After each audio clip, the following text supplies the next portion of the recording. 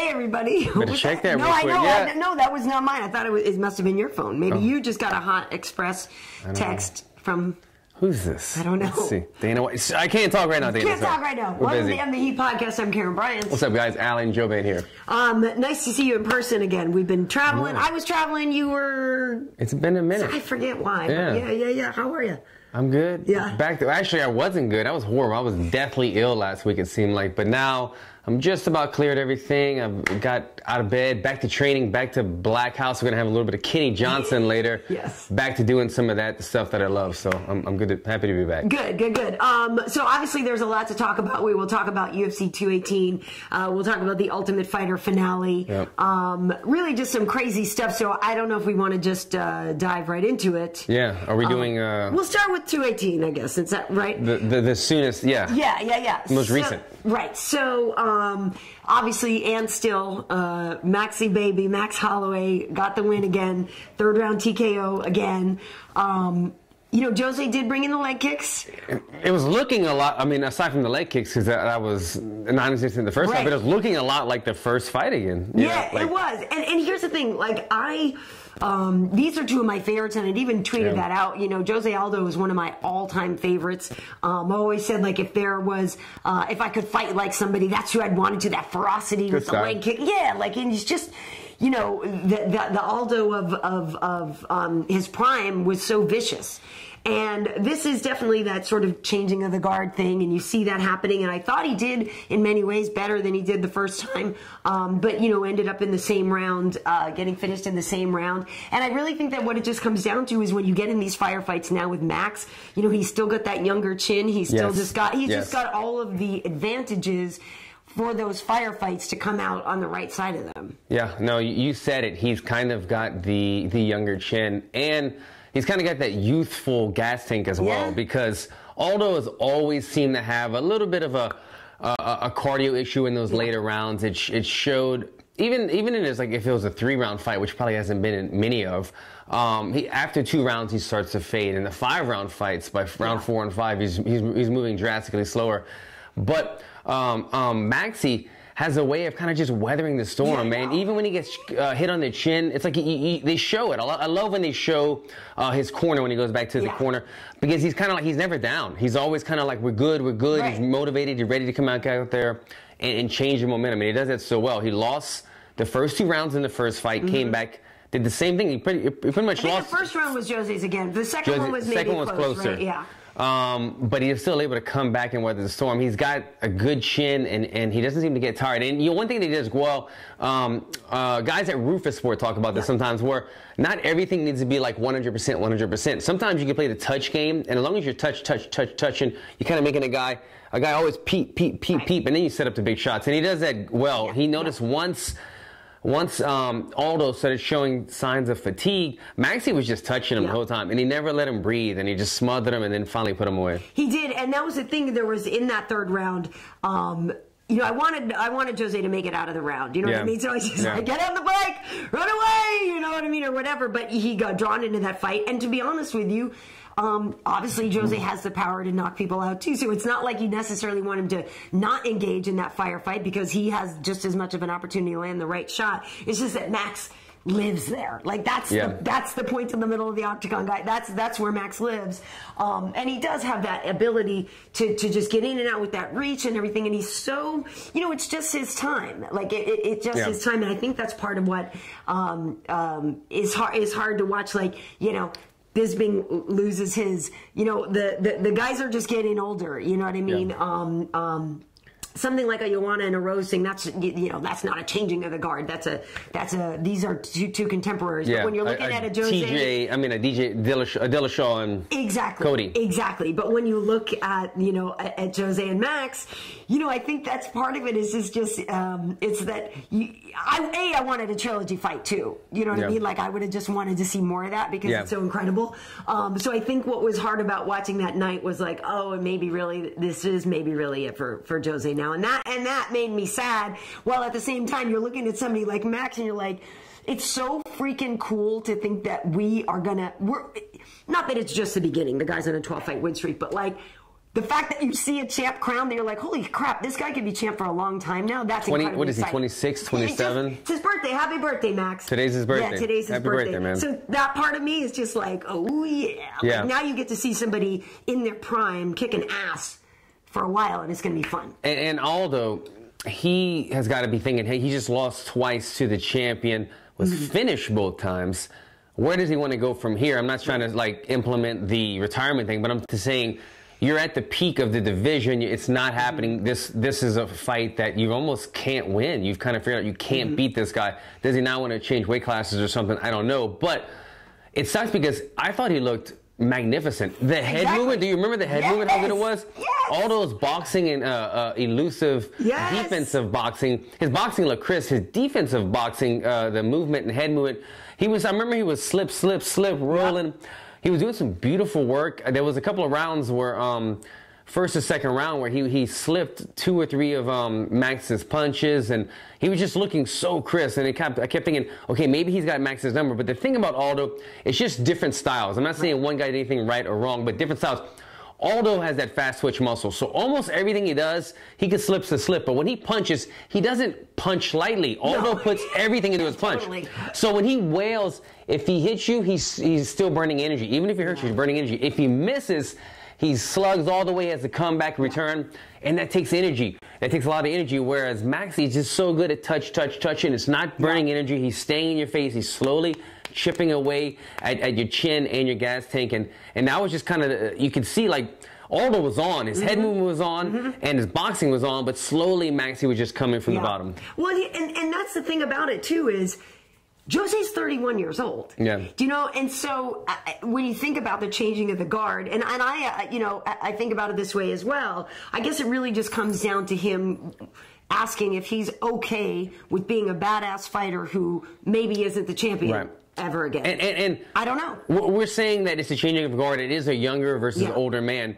But 31 is still your peak, your prime in MMA. 31, like, if you're talking about football, these guys are good around 23, 24, 25, and then they're retiring after 3 years. I think 3 years is the average NFL career.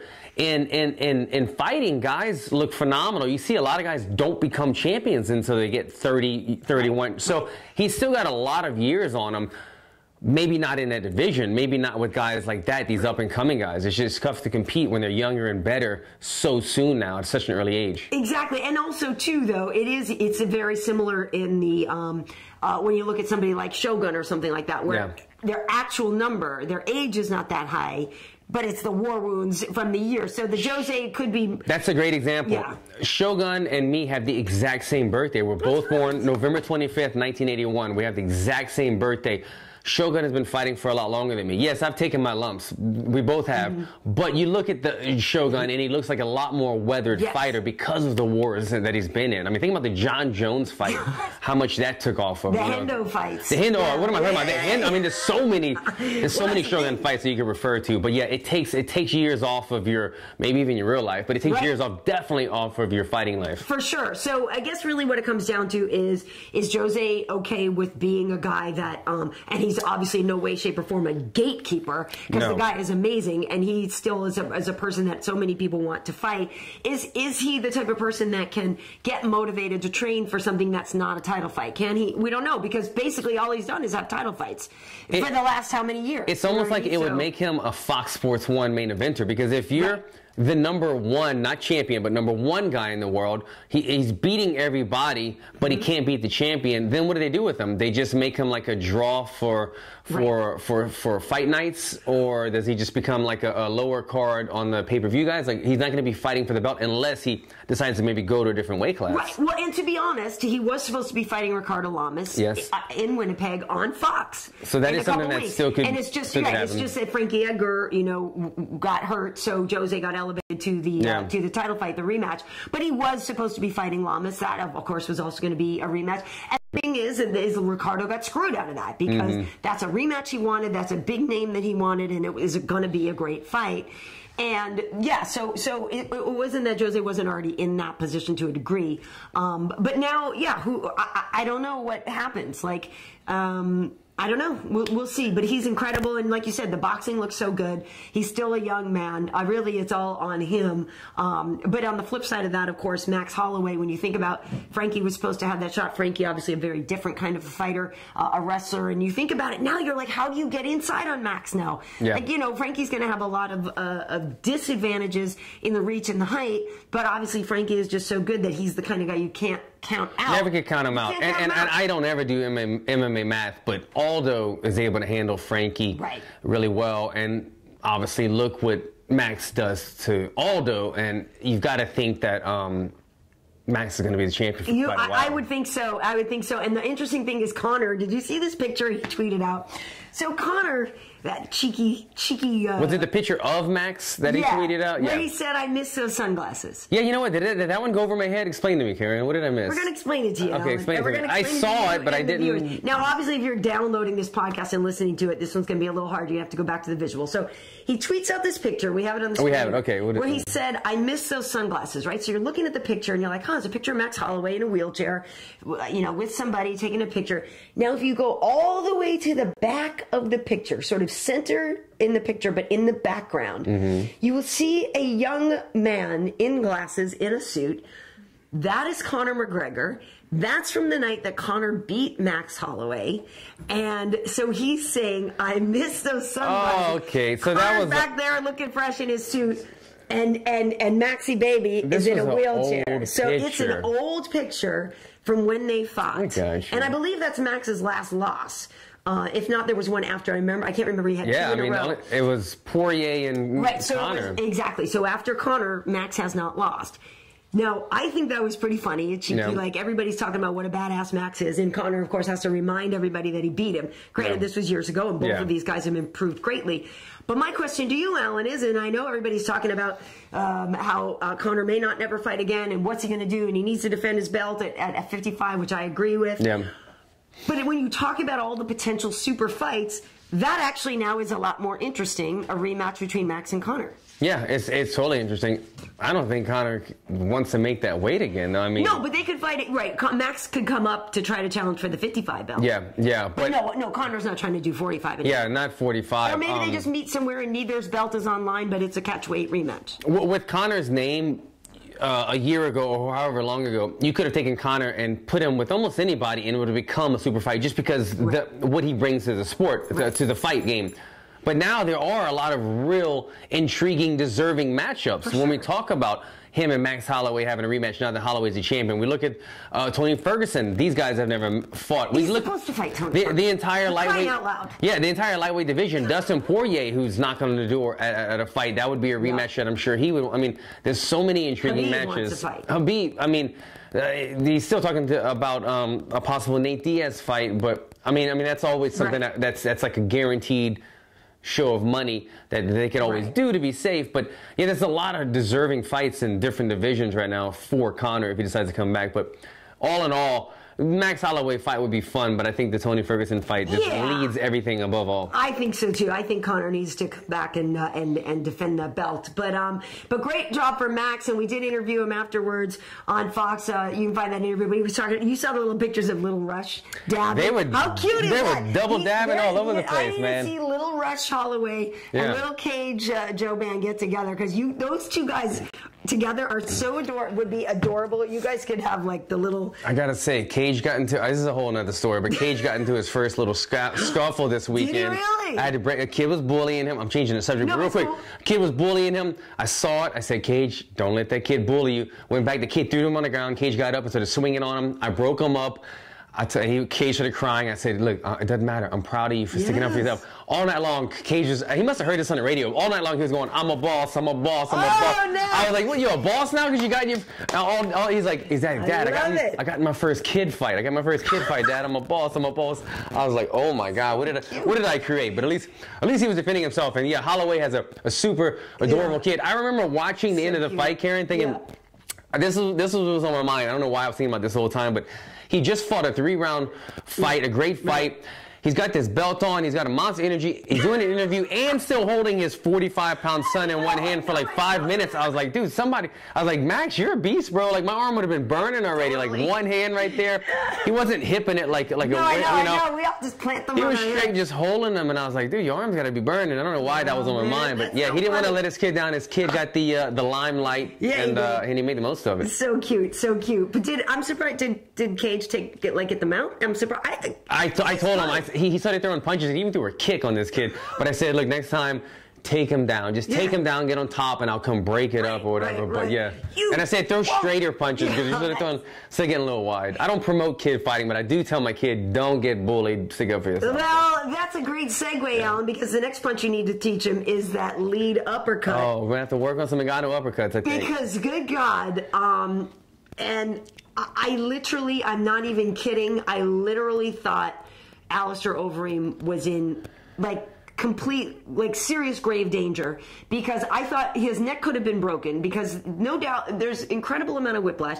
Then he falls all the way down onto the canvas, snaps that back, then Ngannou jumps on him for another one. With like a Dan Henderson, Michael Bisping hammer fist. Yeah, and I literally thought that Alistair was like seriously hurt, and that really kind of freaked me out. Now that we know, obviously everything was fine, and it eventually, plus they weren't showing him, they're panning the octagon, they're showing Francis, you don't see Alistair, I'm starting to get nervous, and then finally, luckily, you know, he sat up and everything, but my God. He's stiffened them up. Like, I mean, his legs, you can see his Alice's toes were pointed, his arms were like this, and that's like what I call a real knockout. Like, you know, like when you put people to sleep or you stiffen them up, their mind, their brain is in another place right there. You disconnected some cords right there, and he definitely did that with that uppercut. And it's crazy. We were just chatting about this. I think Ngannou is kind of known for his right uppercut. Maybe that might have been what he caught. Who was the previous? He took out Arlovsky. He lifted Arlovsky off the right uppercut. Ground. This was a left uppercut. And like when I rewatched it, when they showed the replay, this wasn't like a his uppercuts are a natural, something about his body movement, they're a natural motion for him, because it wasn't like he was chamber firing. He just like Overeem threw like tried to kind of do a sneaky punch right there, and he kind of just moved out of the way, and then like moving out of the way just set up this beautiful kind of super fast punch, because Overeem was trying to get back out of there, and he caught him on the way out and still was able to land it with that much power to knock him out as Overeem was kind of like coming out from that punch. He was kind of slipping out, but it was just a crazy punch. It was like, you know, when that happened, like Dana White must have just been like, oh my God, this is the blessing that we've needed in the heavyweight division for so long. And look what it sets up now. It sets up this beautiful heavyweight title fight now against two destroyers, two knockout punchers in the heavyweight division. Yeah, there's so much to say about this. So Francis, we had interviewed him while we were in New York, and he's so lovely. Like, I love, what I really like about him is he is the classic gentleman outside of the octagon, monster inside of the octagon. I like it too. And I think that's really cool. And he doesn't have to be like humble, like he's a good guy, but he doesn't have to be like he'll still kind of talk trash, but he doesn't disrespect people. He just says, look, I'm the baddest man in the world, and I'm going to show you, but doesn't like talk about, you know, other things. Exactly. So. And apparently, and I missed this, apparently when they were at the weigh-in, he said, because Rashad was saying this in the, I didn't hear this, when they were staring down, he said, what did he say when they whispered? Tomorrow you sleep. Tomorrow you sleep. Right, it was right when he said it. Was he was working on his English book, and he remembered saying that. And you know, with that accent, and I was like, okay, that's scary. So we talked about all this, how, you know, Ngannou has been tracked as having like the most powerful punch, and that's the whole thing, that it was supposedly with the right hand, and we did this whole thing on it, and it equals the horsepower required to drive a small car, like a family car, like with, if you could transfer his horsepower into the equivalent thing, he can drive a car. You can drive a car with Francis Ngannou's power. I'm having a visual of the Rocky scene when Drago the Russian was punching the thing, and nobody has ever punched 800 pounds of exactly. Enough to kill a man. That's basically enough to kill a man. Were you just singing that? I was singing that. I love me some Cypress Hill. So anyway, But Francis Ngannou, right. So we had all said this beforehand, like Alistair is going to have all the experience in the world, but he has to just watch out for that power, which obviously we saw happen. But, you know, Stipe tweeted out and still this morning and this and that. Now, supposedly Stipe's in some, you know, contract negotiations and stuff with the UFC right now, and we haven't seen him in action in a while. We've seen these eliminator type fights. He should definitely have the leverage in this, though, in this negotiation. Okay, but is he in any hurry to go in there and fight? I'm not in any way, shape, or form saying Stipe is afraid of anybody. Right. But when you look at a Francis Ngannou, I feel like you're going in and asking for more money. Yeah. And I think, you know, he's a champion. He's done a lot right now. He's incredible. He's riding the wave of momentum. I'm saying the same thing as you. He's not ducking anyone, but when you're the champion and you've done a little bit of money, had a little bit of success as the champion, you're making money on a day-to-day basis with sponsors, with this, with that, with endorsements, with going out and meet and greets and all that stuff. So if he's kind of happy at where he's at right now and like the champion success is rolling in, maybe he is trying to wait this fight out because it is a dangerous fight. But I would think that, you know, it's all up to him now because he's the man, he's the champion, he's the baddest man on the planet. For sure. And Dana White was just applauding him, saying, you know, he's the most dominant heavyweight we've ever had because of his consistency as of lately. Now you could tell this is Dana's new favorite toy right here. And Ngannou is just he's such a beast. Like you said, he's just a likable guy, man. Like I really like his personality, his fighting style, the way he carries himself. He looks like an action figure. Yeah. He fights fan friendly.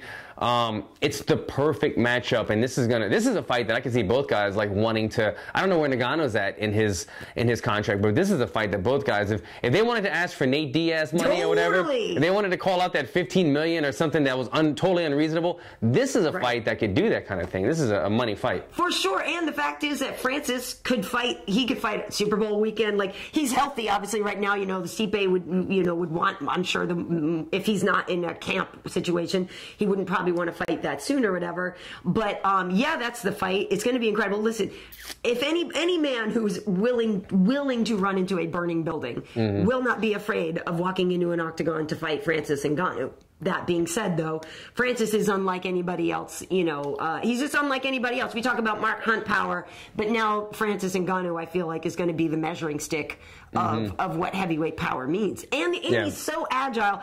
I say this all the time in the air, but like, I feel like there are a million NFL coaches right now going, God. Yeah. Damn it! Like, how did we not find this guy? Think about how insane he could have been on a football field. He's a super. I was going to say he was a super freak. I don't know maybe he's a super freak. Going Ngannou. But he's a super freak. I'm not going to go there. Yeah, let's not even. I think I know what's on your mind. Yes. We're not even going to go there. I'm not going there. He's a super freak of a fighter. You know what? I want to touch on this. Okay, so. You know, every time we see like somebody who kind of advanced very fast in fighting, and he had an athletic background, normally we label him as an athletic fighter. Right. And sometimes, especially in the football world, like when you talk about like black quarterbacks, it's like a weird thing saying, oh, he's an athletic quarterback. Or you're saying, well, he's not good at throwing, or he's not smart. All the white quarterbaks are intelligent, and all the black ones are athletic. Yeah. Exactly. And so it's kind of a fine line you have to walk. But with Ngannou, he's a guy that he's an athletic guy, but like. When I see him, I don't think, man, if I was going to analyze him, I wouldn't say he's such an athletic guy being the first thing. I think he's just he has such a natural ability as a fighter. Like, you don't look at him and say, maybe this guy could dunk a basketball. I don't know, maybe he can.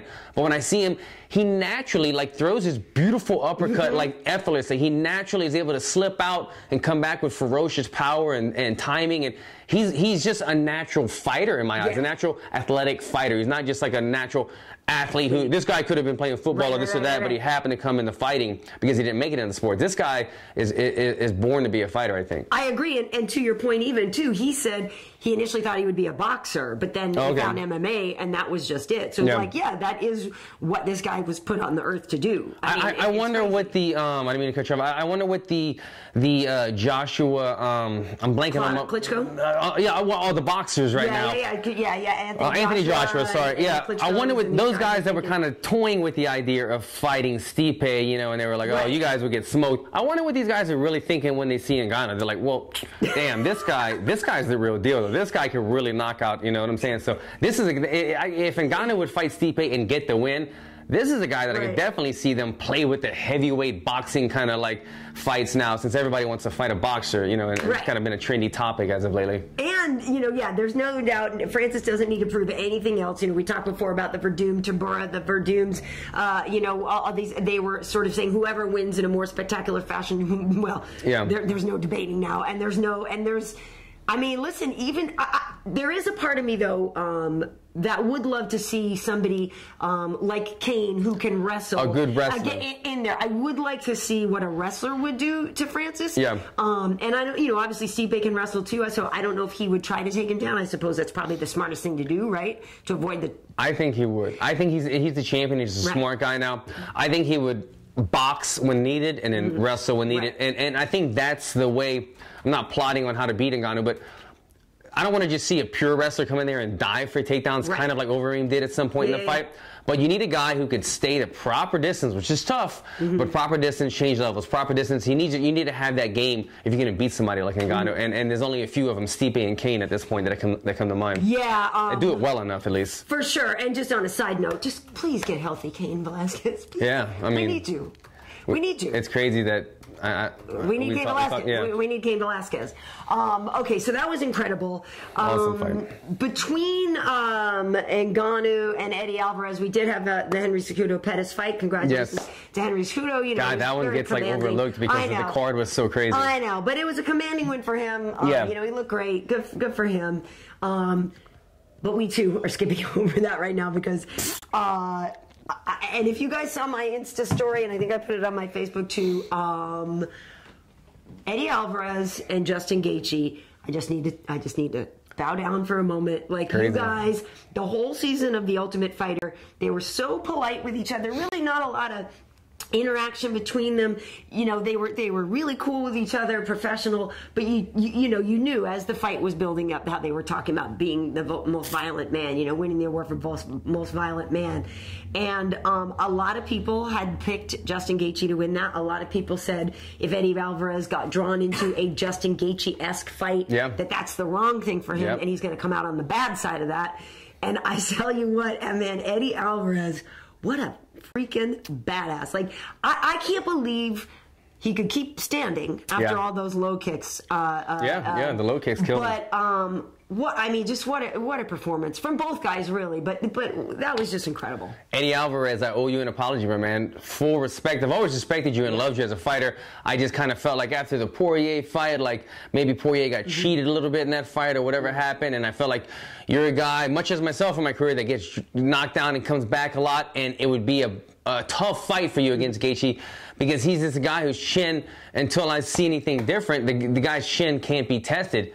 And Eddie went in there and put him away, took away the undefeated fighter, knocked him out. And who knew Eddie was going to knock him out with a knee in the clinch, the shorter Eddie Alvarez. Right. But it was just a tremendous heart. I mean, you said it, he got hurt a lot of times on the feet. His legs were demolished. Yep.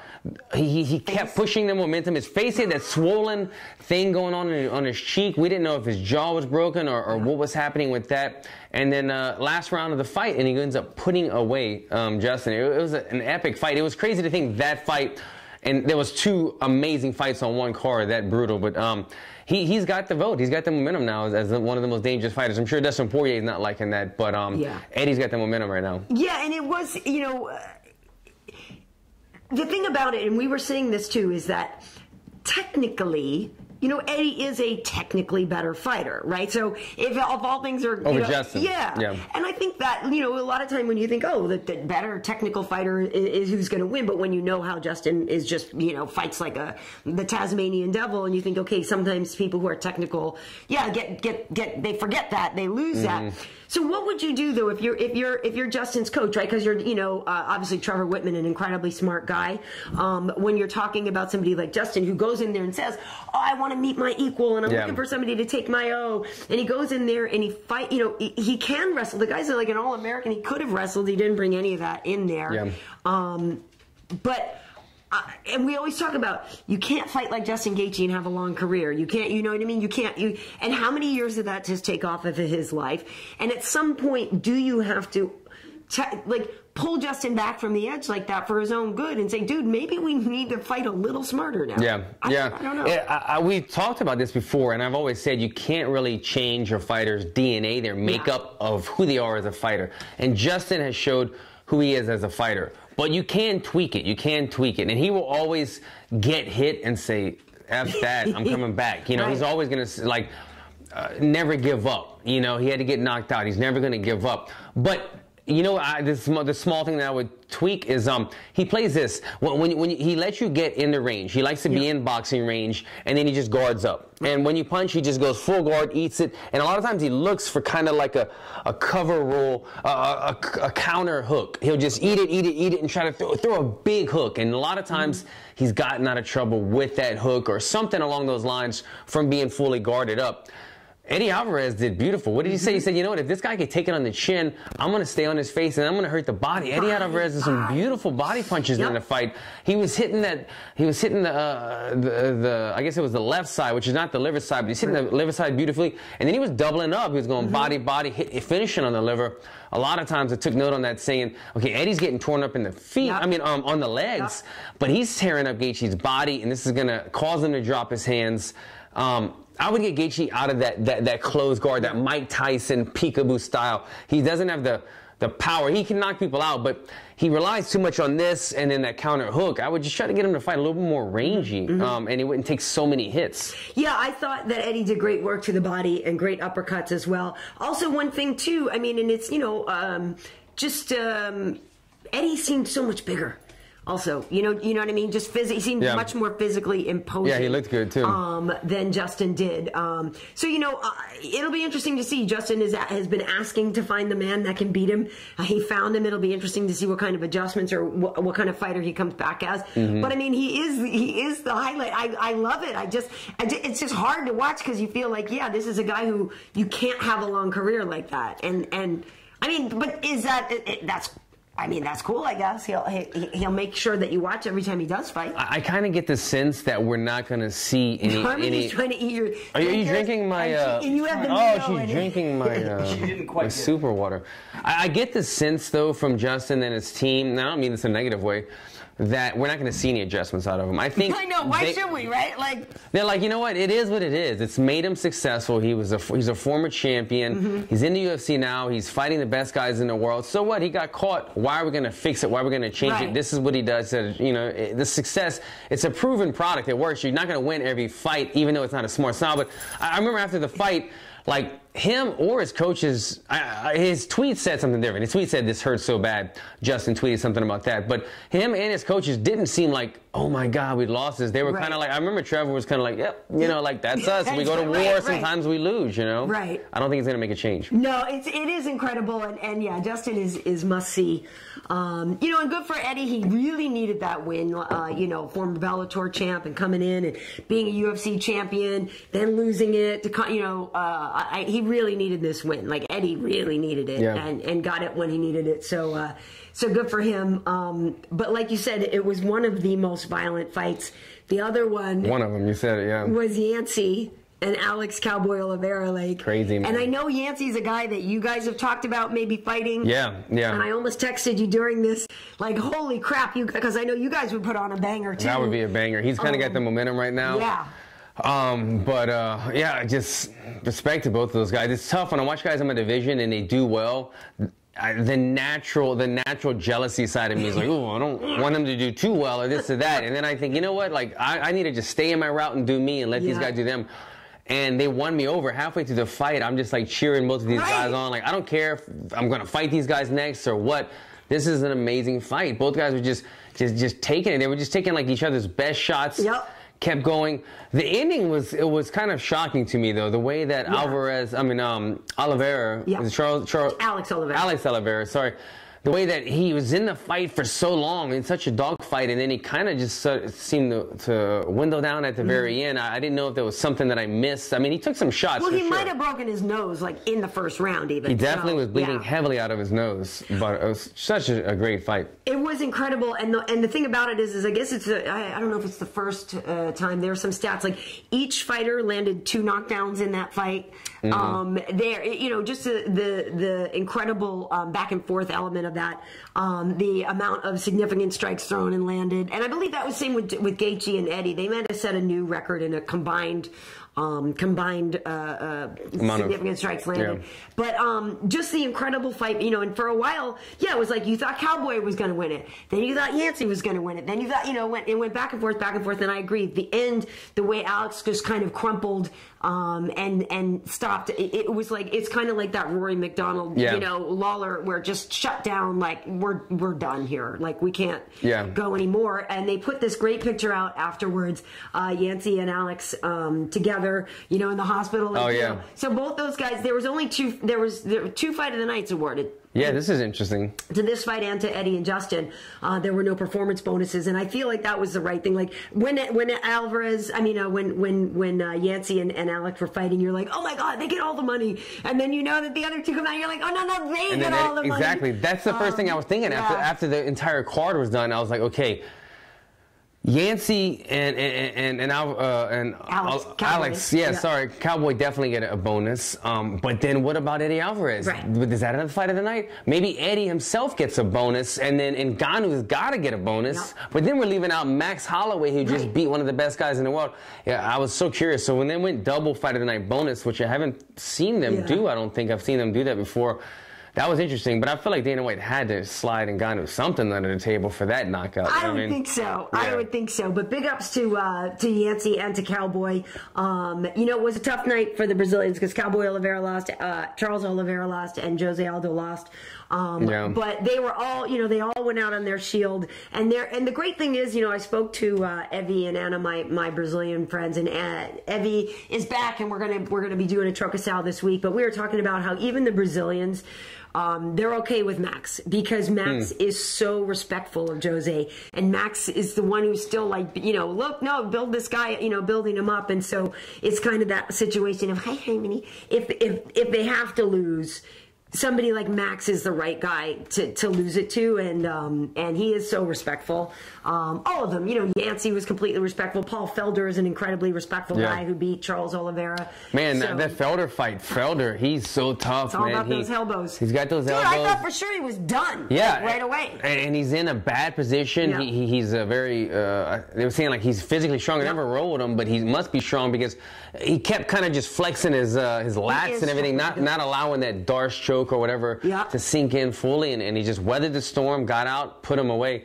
That was a great fight by Felder, man. He's on a run right now. Absolutely. And he was supposed to fight Al Iaquinta, and I really feel like we got gypped on that. I really wanted to see that fight. That was one that we actually kind of helped put together. Like, that time Paul was working with us at Fox, and we were talking about Al, and I was tweeting some things, and we kind of helped that actually come to fruition, but then Al was not able to make it to the fight. So hopefully we do see Al back in the octagon at some point. Anyway, I know he's got a lot of injuries, and he's got his real estate thing going on, and maybe doesn't even really need to fight, but I hope he does. And lastly, I just want to mention, you know, good fight between Tecia Torres and Michelle Waterson. Yeah. You know, that one was a tough one to pick. They're, you know, closely ranked and rated in the numbers and stuff.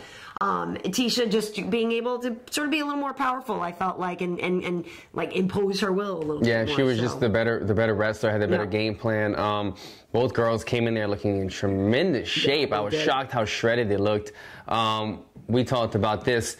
We feel bad for great for Tecia, but I feel bad for Michelle Waterson. They were really pushing her. They've always been pushing her, but this, I saw the week leading up to it, she was doing a number of talk shows, and she was doing a lot of press, and they really wanted her. They were setting her up for a big win and to get that momentum back. And this loss has a sting because she knows other people that were kind of counting on her to do something big. And she's 2-2 in the UFC. You know, Tecia said afterwards that she would love another shot at Rose. She and Rose have fought a couple times. They're 1-1. And so she would love to get another shot at Rose. So we'll see what happens. But all in all, 218 was pretty great. A sick card. I saw some, I don't even know if this is real, that's some headline that some Detroit newspaper or something said, well, it was underwhelming or something, and like the headlines read something like that. Oh, the Detroit Free Press or whatever. Is that what it was? Yeah, I don't even know if that was real, but they couldn't be further from the truth. It was a great card. Everybody enjoyed it. I'm sure the fans enjoyed it, and I'm sure Dana enjoyed it. The fighters pulled through. I mean, anytime you have 2 fight of the night bonuses plus a bunch of other badass knockouts. That could have deserved them. Right. I was wondering how are you going to bonus everybody because there was so many great fights. So it was a great card. So, in other words, Detroit Free Press. Yeah, don't read that one. We got the bird for you. So, of course, there were a lot of fights going on the night before. We also had, Saturday night, we also had Miguel Cotto, who unfortunately lost his farewell fight. But we had that one on, too, and it looked like a close fight. You know, I mean, I'm sure on your retirement fight, you want to go out with a win. I didn't see it, so it went to the judges. It was close, and it was close. But just even if you're a Cotto fan, we had gone to his open workout a couple weeks ago, and up on Wade shot one of those 360-degree shots of his workout, which is really cool. And Cotto's, you know, spectacular. And he's there with Freddie Roach, so that's worth looking at. But so on Friday night, we had the Ultimate Fighter 26 finale. It was supposed to feature Sijara Eubanks versus Nicco Montano. Sijara, who had a couple of bad cuts on the show, was unable to make weight on Thursday, so she was pulled from the fight. I did do an interview with Sijara Thursday night, and that's up on the channel, so you can check that out too, and she explains everything that went wrong. But anyway, long story short, card gets shuffled. Main event becomes Nicco Montano versus Roxanne Modafferi. Barb Honchak, who was supposed to fight Roxanne, then gets Lauren Murphy, who was supposed to fight on the card, but whose opponent had some issues, visa issues, I believe it was. So anyway, Nicco Montano wins a unanimous decision over Roxanne Modafferi to become the first UFC flyweight champion. She is also from the Navajo Nation, our first Navajo champion, which I think is just awesome. She's a really, really cool girl, really nice girl. Was seeded number 14 out of 16 on this show. Oh, that she was on the show? Came on to become the champion. She only had 5 fights before then. You know, I was really happy for her. I thought the fight with Sijara would have been tough. And if I'm being honest, I think Sijara might have been our champion. But just a more powerful girl. And I feel like she had finishes on the show where some other people won by decisions. So I think Sijara is a powerful woman. But, you know, they're obviously, you never know. But great fight with Roxanne, though. But, I watched the fight, and it seemed... I was thinking when I was watching the fight, Roxanne, who's been around. I haven't followed her career, but she's been around forever. I'm thinking this girl, like, she's been fighting in Japan and all over the place for so many years, and now look at her, man. She got her. I think this was her second. Yeah, she was on TUF 18 as well. Second time on the Ultimate Fighter. Kind of a washout pretty quickly. Didn't do that great. No. Came back. Did well enough, was in the right place at the right time, did what she had to do, and now she's fighting for the belt, main eventing. It was kind of crazy to watch that. It didn't pan out for her, but I was happy to see her, and she can still be improving, like, on her striking and everything as a fighter. So congratulations to Nicco, our new champion. But man, she's got probably a lot of people going to be banging on the door to get a fight with her now. I think so. And the thing about Roxy is it would have been one of those great stories of perseverance. If she would have gotten it. You know what I mean? If she had won, and there was a lot of goodwill toward Roxy in this fight, and a lot of, like, you know, a lot of people would have loved to see her as a champion. And she got that short notice thing, and, you know, Bisping won his on short notice. I mean, like, it's that kind of Cinderella story thing, which would have been kind of cool. But Nicco, you know, I'm actually okay. To be honest, I am happier Nicco got it because she actually earned it on the show, and that was rightfully her title fight. Yeah, it would have been a little weird. It's like, if Roxy could have sneaked in there and stolen it, you know, it is what it is. It's not the real champion. But right, Nicco really earned it by getting those victories on the show. And so, yeah, Sijara does say that she will still fight at 25. She is trying to sort of rebuild her body. She always was heavier, and she needs to change her body and how much she walks around at and all this stuff. So we'll see if she gets a chance. The thing that is tough about it is with Nicco only having, you know, 5 pro fights before then. When you talk about your other women in the UFC that may come down to this division or go up to this division, there is a lot of challengers there that are more experienced. So it'll be interesting to see how they progress with Nicco, but really just a great girl, and, you know, that's awesome. Happy for her. Very happy for her. Yeah, well, the girl that was supposed to fight Sijara. So she was having tough weight cuts on the show as well. At 26, she was making only had to make 26, right? Exactly. And so when she came down for the title fight at 25, it was just no bueno, huh? Yeah, and she's only 5'3" or 5'4", but she walks around at like 150 or so. She's very muscular, and she doesn't. She's like, look at if I fight at bantamweight, she has fought at bantamweight in the past, but again, Sajara's also only had four professional fights, so these are still green in their careers. You know, still figuring stuff out, and probably still green in the weight cutting career. Exactly. If you've only had 5 fights, you've only had 5 weight cuts, and I still every fight tweak a little things in my weight cut. Right. So there's a lot of room to learn.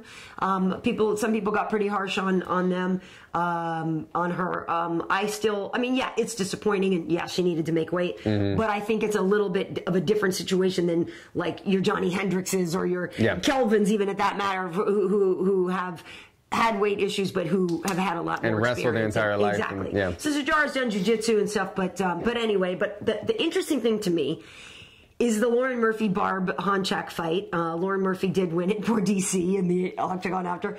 Called her Barb. We got another My Name is Lauren situation, which was actually kind of great and kind of funny, but also kind of awful. Luckily, I think Lauren took it well, and DC was so contrite and felt really bad about it after. But if I'm being honest, out of this whole situation at the end of the day, I feel like Barb kind of got screwed the most because Barb, the initial flyweight champion of Invicta, would have had Roxanne Modafferi as her opponent, who I think, while challenging, and Roxanne was listed #1 on the show, I feel like Barb would have had a better outing against Roxanne. Matchup-wise. More favorable matchup against Roxanne than she got against Lauren, who's a woman who was the 135-pound champion over there, who has a lot of experience, who's a big, physically imposing person. So out of all of it, and it was a very good fight, but out of that whole experience, I feel like Barb might be a little bit annoyed at some things. A little bitter about it. Yeah. Well, the good thing is the division's still probably wide open. I mean, there's probably only a select few of girls that are in the division right now. It's probably only 15, 20 girls that they're going to have signed in it. And I mean, I could see that title shifting hands quite a few times. Not only is other girls from the Ultimate Fighter going to be trying to work their way up and compete, but then obviously girls from other divisions who are already established in the UFC are going to be coming into the division. So it'll take a minute to build that division very strongly, but you know, look what we've done in a short time to the other women's divisions. Exactly. Now we have really dominant champions in a short while. Exactly. And Barb did say, you know, she's going to keep going and keep progressing and keep getting better and better and better. So even though she's 38, you know, she's the oldest woman on the show, and she had taken a couple of years off. But so she says she's still at it, still going to do it. So that's great. She's a cool girl. And it's a tough situation. But yeah. So it goes. But there was a young dude on there that you were impressed by, the Sugar Show. Oh, the Sugar Show. Yeah, well, the thing is, I was curious about that fight because he was fighting a local guy, a regional guy, Terrion Flash, or Terrion Ware. Yeah. And he fights at all this. He's fought in some of my guys, and he's a great fighter. He's a guy that I felt bad for because he had been trying to get, he's got probably more fights than me, and he's been trying to get that call to the UFC for so long. He would like win 4, lose 1, win 4, lose 1, never get the call. He finally got the call. He lost his debut. They then paired him up against the O'Malley kid, who is you could tell the kid has ability, but it's a tough matchup because people kind of want you to lose. They're kind of setting you up to lose because they want to build this kid. They knew both guys were strikers. I wanted to see what would happen, but the O'Malley kid ended up getting it. He showed heart at the end. He lost the second round, came back and won the third round. He deserved that victory, O'Malley. I think the kid's got a tremendous career ahead of him. I think he needs to probably, he said his grappling's a little bit underrated, but I think if any other guys are watching that fight, they're thinking, I'm going to take this guy down because he's dangerous on the feet, man. He's a real dangerous guy. He is. He's fun to watch. So, you know, sometimes people come out with, right out the gate with swagger, and you're like, okay, pump the brakes. But the kid's entertaining. You know, I mean, he's entertaining. And keep the Screech haircut because you stand out. It makes you stand out. You've got the chest tattoos and everything, but, you know, it makes him memorable. It does. That in his fighting style. Yeah, it does. It does. So I believe your boy Kenny, right? We have a Kenny Johnson, right? So this week, what was he talking about this week? You were just training. A little keeping it real. You know, a lot of things piss Kenny off. And, you don't say. One of them, aside from weight cuts, as we've learned, and a couple other things, is cheaters. He doesn't like the PEDs. So let's see what Kenny has to say. Kenny Johnson, keeping it real right here, guys. Hey, what's up? This is Kenny Johnson, Bull Wrestling, Black House, coming to you for Keeping It Real with Kenny Johnson. Karyn, Wade, Allen, how you doing? All right, today's topic, PEDs. We all know what that means, performance-enhancing drugs. Here's the situation. If you're using drugs, you're a fucking asshole for a couple reasons. One, you got all the kids looking at you. When you get caught for drugs, kids think it's okay, and it's not okay. Like my dad told me when I was young, if I ever use drugs, and he didn't specify which drugs, he's like, I'll break your arm and the arm of the person that gave them to you. I believed him, so I never used drugs. So you know what? Second of all, if you use drugs, you're gonna lose your job. You're gonna lose your health. It's just a whole situation. So, you know, the whole tainted supplement bit and the tainted acai shake bit, that's been fucking used. So don't use it anymore. And for the fact that you testing positive, saying that you had a tainted supplement on a random drug test, how many anabolic steroids did you have to take at a certain time out of a powdered protein shake in order to test positive? But anyways, you know, when I wrestled for Iowa, and Gable said that when he was wrestling in the Olympics, the Russians were looking for guys to specifically beat him. And when he found out that they were using steroids, he wasn't mad at them. He didn't call them cheaters. You know what he said? He said that he knew he would tear them apart because they didn't pay the price. So you know what? Pay the price in the gym. Pay the price, you know, for a lifestyle. Eat right, sleep right, train hard, be healthy, and don't use drugs. Drugs are dumb. Say no to drugs. That's what you're supposed to do. And don't use PEDs. PETs, dude, performance enhancing t-shirts, like this Bolt Wrestling one, for example. Or I got some more. This one's Black House Wrestling. I got women's, I got men's, BoltWrestling.com, PETs, whatever's on your t-shirt. Superman didn't take drugs, he had S on his shirt. So if you have a cool t-shirt, you'll probably perform better. If you're hurt by anything I said in this, you know you're doing it wrong and you know what you can do. This is Kenny Johnson, keeping it real. Thank you. Thank you very much. Thank you very much. Thank you very much. That's it. PETs. I like that one. I do too. I feel like it should have been like a order now. Yeah, order call now now. at the bottom of the screen. Price. Buy one, we'll send two. Yeah. So, you know, it is interesting that whole idea of if you know somebody was using a PED, that should give you a little bit more confidence, right? Because that means they didn't have confidence in themselves. Yeah, right? Yeah, I like the way you think when you think about it like that. I like the story that he told, too, about, what was it, was Dan Gable that did it? When the Russians were cheating against him, he was like, these guys knew they weren't better than me, so they had to cheat against me. They had to cheat. Yeah, but yeah, you know, it's tough.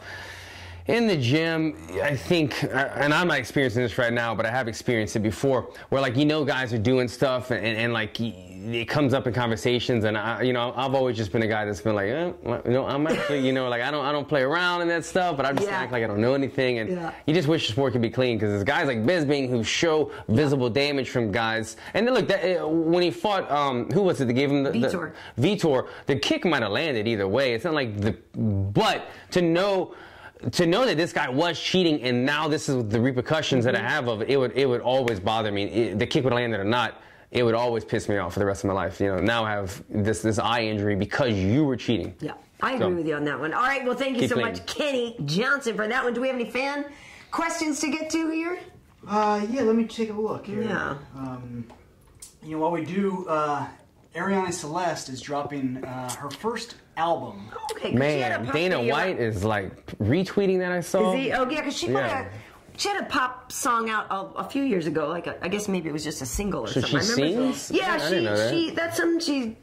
That's like been ongoing. Something. She's been in the Bahamas. Okay. Excited to release this. Just a little something. Look at some questions. Well, good for her. I'm glad that. Aside from all the years of hard work in the UFC, but she's also not a do-nothing chick. She's out there doing other things. She could sing, and then Brittany is like an artist. She paints. She is. Look at these girls. Yeah, man. Talented. Yeah. So, first question, Alan, how would you handle Justin's kicks? You gotta check them. I mean, shit. It's easier said than done, obviously, but gotta check them. I like to warm up with drills sometimes with my students. You take, what do you call it, the noodles that you swim with? You take noodles, you sometimes use them for boxing.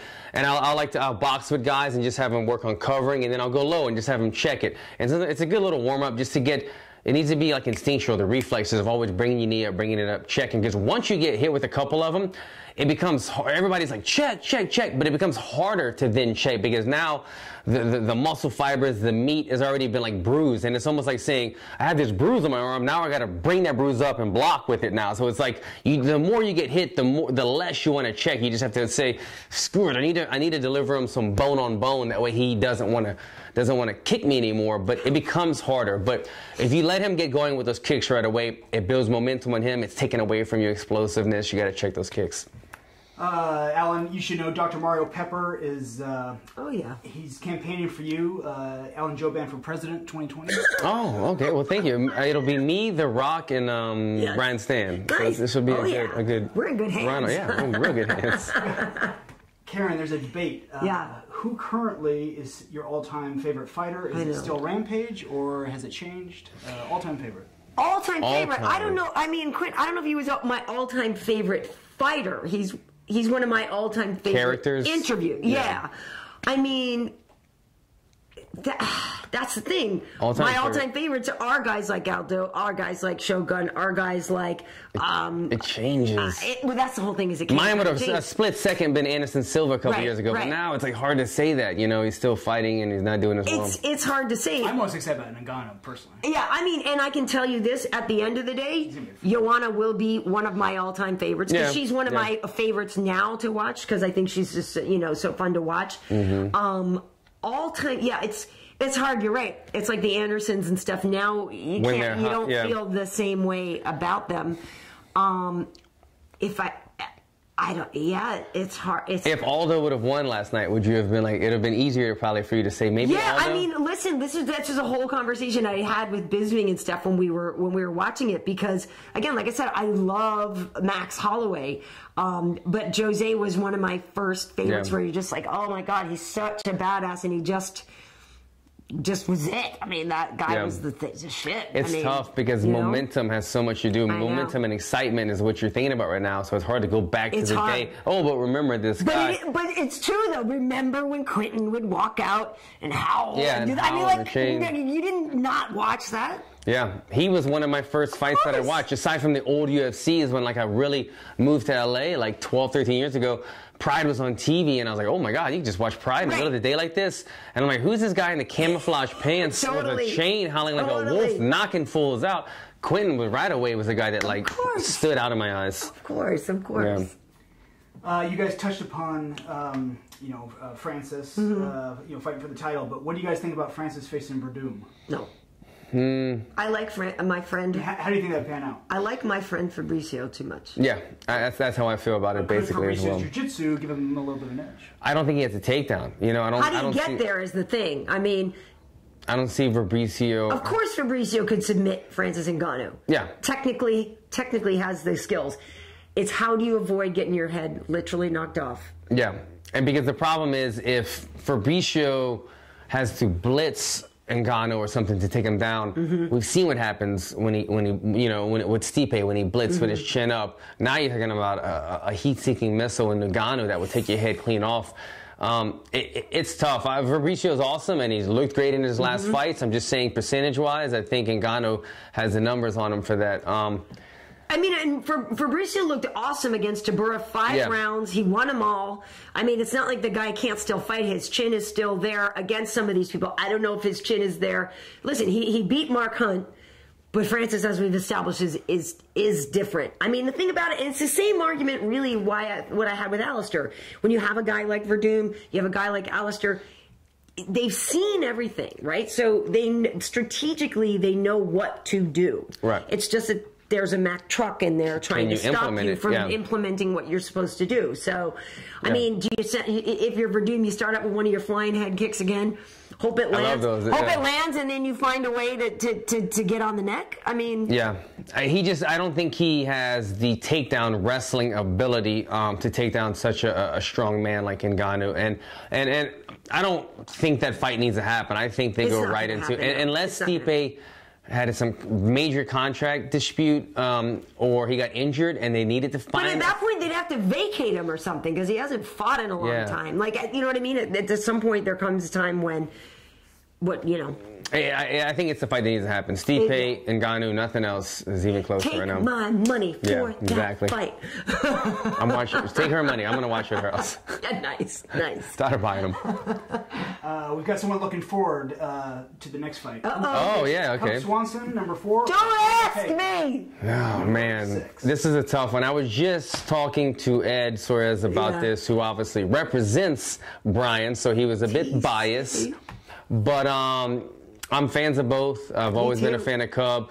Brian's my boy personally, so I gotta side with Brian on this one. But if I'm gonna try to look at it and not think about my relationship with him and just look at it and analyze this fight, I almost feel like the youthfulness and the unbeaten record and the youthful chin of Bryant will weather the storm for him over Cub, because Cub is a tremendous fighter, good in every area. But I feel like he's experienced his losses, he's taken his tough shots, he's been beaten, you know, he's been knocked out, he's been submitted, he's been a little bit of everything. And I feel like Bryant still has that I can't be beat mentality, and he's got the youth on his side. Ed tells me his cardio is better than it's ever been in his life. He's never seen cardio like this out of Brian Ortega, and that's a scary thing because the guy's so good, and he comes back in the later rounds as always. I lean towards Brian in this fight. I can see that. You know, and Brian has 4 third-round finishes. He's got the most, you know, late finishes, and that's the whole thing, is he can get touched up for a while and hang in there and pull off a T-City triangle at the end. Yeah, I think that's a fair assessment. You know, to me, I don't know though, because Cub is so good. Yeah, I think the same thing. I think it's such a close fight when you look at skill set and everything. The only thing that jumps off the page, not jumps off the page, but the only thing I can go to is thinking the youthfulness of Brian, the undefeated record of Brian that he has right now. And that submission edge, where is his submission skill set better than Cub's knockout skill set? Do you know what I mean? I think so, because Cub has knockout ability, but you've seen that Choi guy. You could eat his punches. You know, it's not like he touches you and you die like NGannou. You can eat his punches. He's just got such good timing and accuracy and power combined that percentage-wise he'll get the knockout now and then. But Brian's got a tremendous chin. Brian's got tremendous cardio, and he's always got that. If you go to the ground with him, I think it's a higher percentage if you're in Brian's guard that he submits you rather than if you're in the pocket with Cub that he's going to knock you out. Okay, good fight. That was a lot. It's a good fight. Let's see, I think we got one last question. Karyn, Tough Talk. Yes. Got a big fan of Tough Talk. What was your favorite moment on Tough Talk? Wow. My favorite moment. This season, Tough Talk. My favorite moment. I got a picture here of you in Bisbing. Yeah, that was fun. Yeah, looked good. But yeah, my favorite moment on Tough Talk, I think it might have actually been when I was busted on Michael, because Montano was with us, Montana Stewart, who is now Montana De La Rosa. And she was there, and Michael said to her, because we were talking about, you know, making the weight, and he said to her, he's like, oh, how much do you weigh right now? And she said, oh, I weigh, you know, like 142 pounds. And he's like, wow. He's like, that's a lot. And then I jumped in on Michael. I'm like, Michael, you never ask a woman how much she weighs. And then when you do, and then react like that. Follow it up with, oh, wow. Wow, I can see him, like, not even thinking. And it was just really funny. Did he apologize right after? Was he like? Yeah, kind of. I mean, it was pretty funny to me. That was entertaining. I mean, we just have a good time there in general. But I think that was one of my favorite moments. That's funny. I could totally picture Michael doing that too. Yeah, totally. Not thinking. In general, we have so much fun together, and all the girls that come in. I mean, it's a good time. But I would say that might have been my favorite, just because it was funny. How's it going? Yeah, it was funny. It was funny. All right, but cool. I believe we'll be back for Tough Talk again next season too. I don't know yet who the coaches are. You know, they're doing that season with the undefeated fighters. Yeah. They haven't really said. It's going to be hard to find, right? Where are you going to get all these undefeated fighters from? Well, they're doing a few different weight classes, I believe, for the tryouts, and then I guess they'll see what happens. But but yeah. So, Alan, is there news? I know we joke every time the phone rings that it's the matchmakers, but nothing yet. Working on it. Talked to my manager this morning. He's in the process of still talking to him. He's going down to Fresno to watch the fights this weekend and talk to Sean Shelby, see about getting a deal done. But I'm in training camp. Like I said, I was under the weather and dealing with some things for a little bit. That's done. I'm back in training camp. I plan on going home and training throughout the holidays and trying to get something mid-late January. That's what I got my eyes on. Are you going to do any seminars in Lafayette while you're there? I'm not. It's the holidays. It'll be tough. But I need to get a hold of Poirier. We were talking about him earlier. I need to get a hold of Dustin Poirier. He's got like an Everlast training center, Diamond training center out down there. So I can get some good rounds in with him. Cool. Be a good partner. Cool. Awesome. And I believe we're doing UFC Now tomorrow, something like that, right? I think. Oh, we are. Yeah. So that'll come out ahead of us. All right. Well, on social media, I'm at Karyn Bryant on YouTube and on Twitter. On Instagram, it's KB Heat. Obviously, you can check out MMAHeat.com for all your stuff. Look at MMA Heat, MMA Help, all this good stuff. Alan Jouban across the board. Check it out, guys. I hope you enjoyed today. Yes. Take care, guys. See you later. Whoa.